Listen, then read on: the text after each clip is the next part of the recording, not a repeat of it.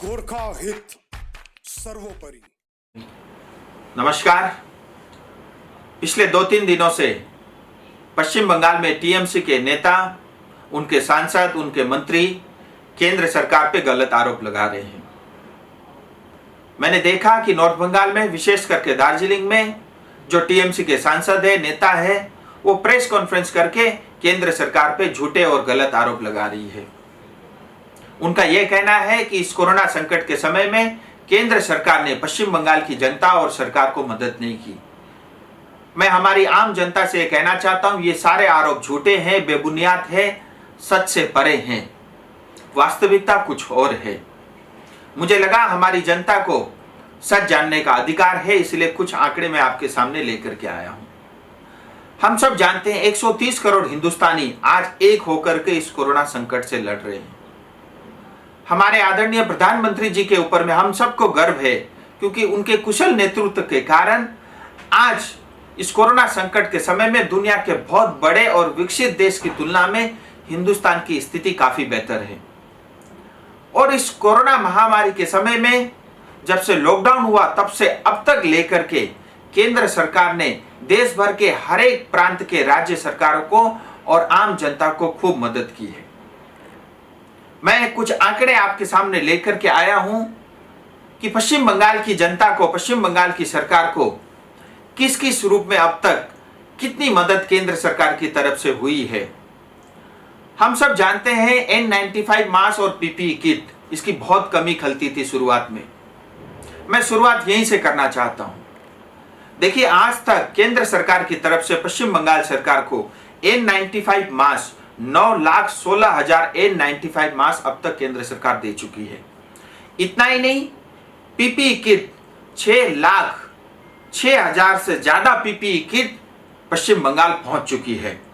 Hydrochloroquine tablet, जिस दवाई की हम बात करते थे, 23,50,000 से ज्यादा दवाई पश्चिम बंगाल पहुंच चुकी है केंद्र सरकार की तरफ से।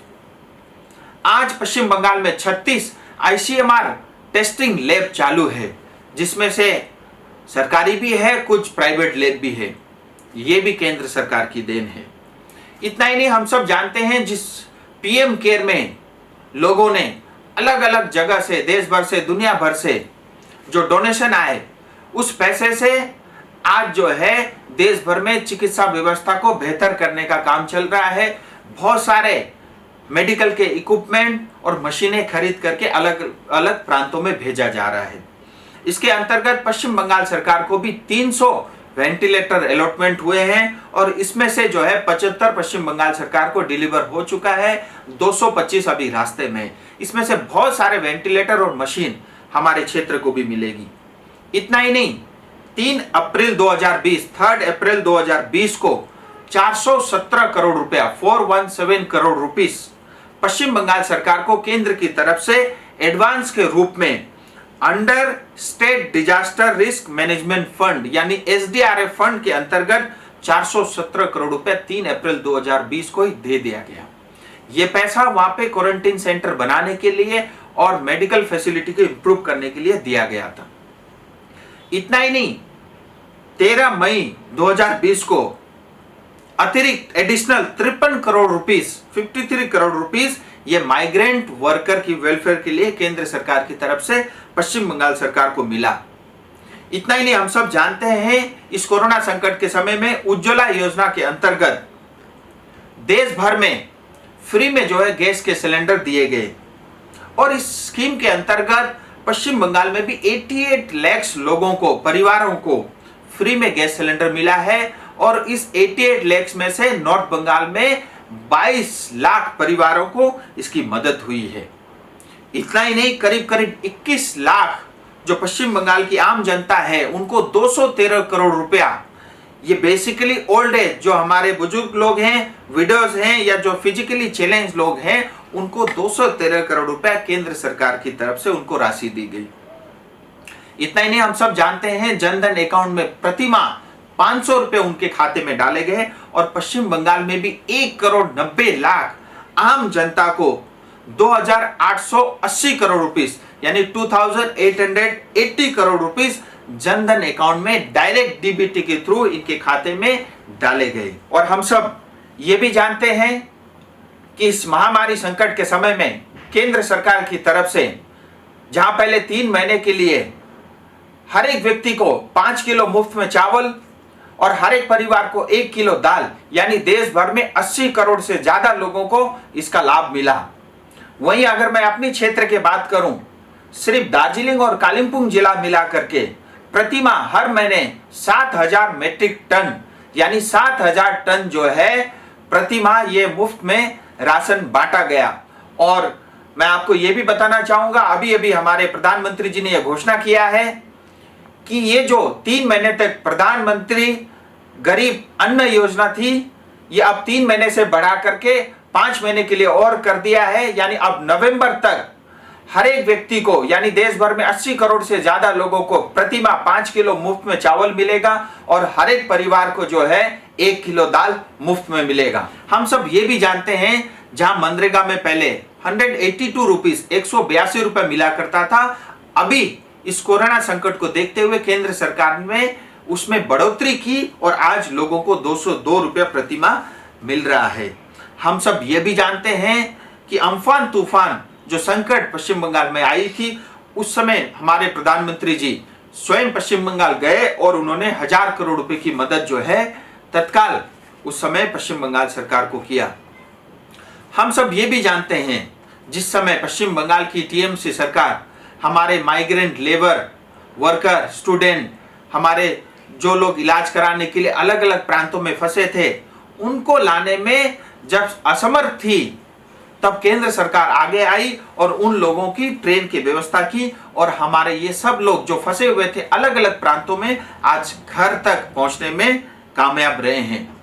इतना ही नहीं, मैं आपको एक बात और भी कहना चाहता हूं। अप्रैल 2020 से अभी तक पश्चिम बंगाल को केंद्र सरकार की तरफ से 10,000 करोड़ रुपया ये पैसा टैक्स और ग्रांट के रूप में पश्चिम बंगाल सरकार को दिया गया।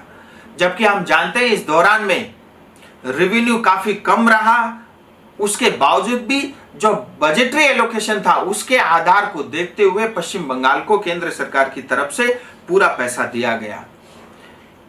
इसके अलावा हम सब ये भी जानते हैं कि हमारे हिंदुस्तान की इकोनॉमी को इंप्रूव करने के लिए, रिवाइव करने के लिए केंद्र सरकार ने 20 लाख करोड़ की पैकेज की घोषणा की। इस पैकेज के कारण देश भर की आम जनता को इसका लाभ होगा और इसका लाभ पश्चिम बंगाल की जनता को भी होगा।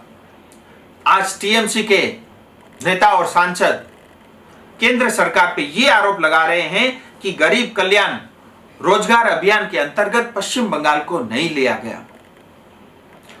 मैं उनकी जानकारी के लिए बताना चाहता हूं, आज माइग्रेंट लेबर और वर्कर को लेकर के कोई भी डाटा केंद्र सरकार से अब तक पश्चिम बंगाल ने साझा नहीं की है। मुझे लगता है जैसे ये डाटा पश्चिम बंगाल की सरकार की तरफ से केंद्र सरकार को दिया जाएगा, पश्चिम बंगाल की जनता भी इस अभियान के साथ जुड़ जाएगी।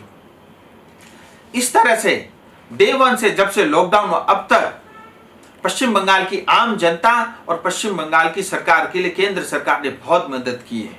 आज टीएमसी के नेता, सांसद और उनको मंत्रियों को तकलीफ इस बात की है क्योंकि इसमें से बहुत सारी मदद स्कीम डायरेक्ट आम जनता तक पहुंची है और जिस मात्रा में, जिस पैमाने में वो भ्रष्टाचार करना चाहते थे उनको मौका नहीं मिला।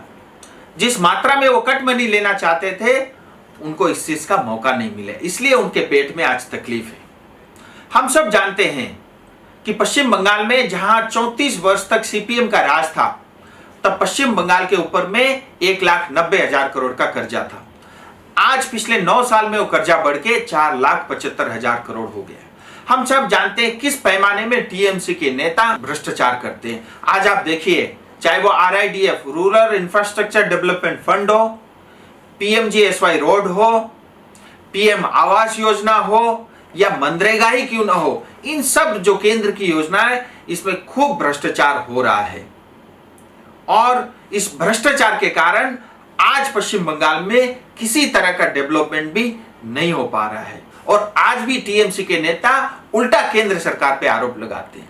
मैं आपसे पूछना चाहता हूं, अगर आज भी आप हमारी जनता के प्रति ईमानदार है तो आप अपने मुख्यमंत्री जी से कहिए कि पश्चिम बंगाल में आयुष्मान भारत लागू करें, पश्चिम बंगाल के अंदर में किसान सम्मान निधि, जिसके अंतर्गत हर एक किसान को हर साल 6,000 रुपए मिलता है, आप ये स्कीम लागू करें।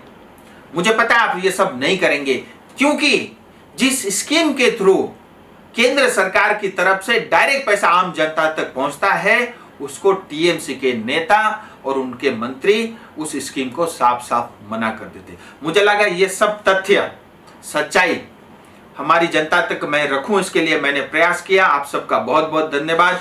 जय हिंद, जय भारत।